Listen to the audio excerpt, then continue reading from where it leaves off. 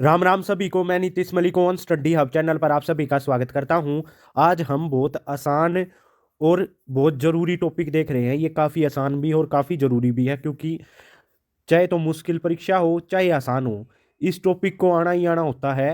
तो बहुत rare chance है इस टॉपिक से आपको क्वेश्चन ना दिखे, और टॉपिक काफ़ी आसान है ये। तो एक बार इसको देख लो। जो तो हमारी तीन सूची होती है: राज्य सूची, संघ सूची, संवर्ती सूची। अच्छा, एक तो ये क्वेश्चन आता है संवर्ती सूची संविधान में कहाँ से ली गई है, तो ये ऑस्ट्रेलिया से ली गई है। तो इंग्लिश में इनको बोलते हैं स्टेट सूची, तो राज्य सूची को। संघ सूची को सब्जेक्ट ऑफ यूनियन कैटालॉग्यू, और संवर्ती सूची को कॉन्करेंट लिस्ट। कॉन्करेंट लिस्ट, ठीक है। अब हम देखेंगे सब्जेक्ट ऑफ स्टेट लिस्ट, मतलब राज्य सूची। राज्य सूची में 61 विषय हैं। तो आप अपने किसी भी राज्य में हो, आप याद कर लो, आपके राज्य के पास है ना जो अधिकार हैं, वो 61 विषयों के अधिकार उनको फुल फ्लैग दिए गए हैं। वो उन पर अपना कोई भी डिसीजन ले सकते हैं। जैसे न्यायालय है, राज्य पुलिस है, जिला अस्पताल है, सफाई है, पशु है, सिंचाई है, कृषि है, सड़क है, वन है, और रेलवे पुलिस है। रेलवे नहीं है इसमें, रेलवे पुलिस है। जो वहाँ पे उनकी डिवीजन की रेलवे पुलिस है, वो राज्य के अंडर आएगी। वन है, और जो भी उनका नाप का सिस्टम है वो है। तो इसमें क्या है, क्वेश्चन कैसे आएगा? क्वेश्चन ये आएगा कि इस ऐसे चार ऑप्शन दे देंगे कि ये विषय राज्य सूची में है या नहीं है। अब आपको ये देखना होता है, जैसे न्यायालय पूछ लिया, ये संवर्ती सूची में है, केंद्र सूची में है, राज्य सूची में है। तो आपको ये बताना था कि न्यायालय राज्य सूची में है। तो आप इन मोस्टली जो ये लिख रखे हैं ना, ज़्यादा डिफिकल्ट क्वेश्चन नहीं आता, 61 के 61 याद करने की जरूरत नहीं होती। बस जो ये मेन मेन विषय होते हैं ना, अस्पताल, न्यायालय, राज्य पुलिस, सफाई व्यवस्था, सड़क, वन, कृषि, सिंचाई, इन्हीं से क्वेश्चन आ लेता है। तो आप ये मैन मैन जरूर देख ले। और एक ये पूछा जाता है कि राज्य सूची में वर्तमान कितने विषय हैं, तो 61 विषय हैं। और संवर्ती सूची में कितने हैं जिन पर दोनों फैसला ले सकते हैं, तो संवर्ती सूची में है कुल 52 विषय। कितने विषय? 52। शिक्षा, शिक्षा पर केंद्र भी डिसीजन लेगी, राज्य भी लेगी।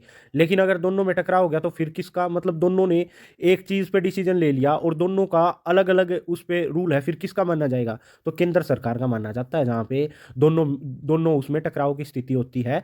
तो ऐसे कुछ विषय होते हैं जिसपे दोनों ले सकते हैं। तो ऐसा नहीं होता कि मतलब किसी को केस वगैरह करना पड़े कि भाई ये हमारे स्टेट में ये है, हमने केंद्र का मनवाना है। ये हमारे संविधान में लिख दिया गया है कि कहीं भी टकराव होगा तो केंद्र का मानना जाएगा। तो किसी को उसके लिए मतलब केस वगैरह कुछ नहीं करना पड़ता, न्यायालय नहीं जाना पड़ता। और ऐसा बहुत रेयर चांस होता है कि राज्य और केंद्र के आपस में कानून या नियम आपस में टकराएं। तो शिक्षा, दीवानी एवं फौजदारी मुकदमे, श्रम कल्याण, कारखाने, समाचार पत्र, वन, आर्थिक एवं सामाजिक नियोजन, प्रदूषण नियंत्रण, परिवार नियोजन और माप। अब आप ये कहेंगे सर ये वन तो आपने राज्य सूची में ही पढ़ाया था, ये वन हमने संवर्ती सूची में भी दिख गया।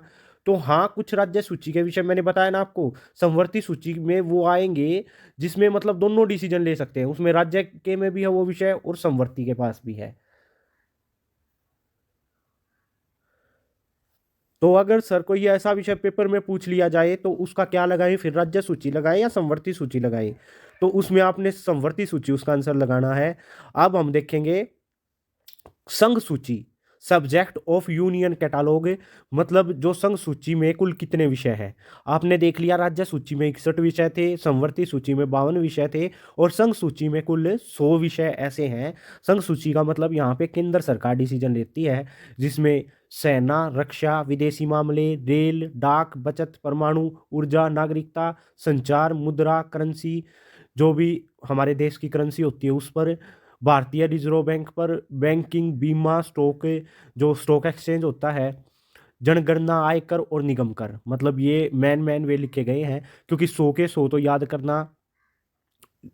करना एक मतलब ज़्यादा बड़ा सिलेबस है, वो नहीं पूछता। बस मैन मैन जो ये जैसे रक्षा हो गया, विदेश मामले हो गए, या परमाणु ऊर्जा होगी, ऐसे ऐसे क्वेश्चन पूछे जाते हैं जो थोड़े से जरूरी या इम्पोर्टेंट सेक्शन के होते हैं, वे पूछे जाते हैं बस। तो बस यही इंफॉर्मेशन आप लोगों के साथ शेयर करनी थी। Thanks for watching. अपना चैनल सब्सक्राइब करके जाना।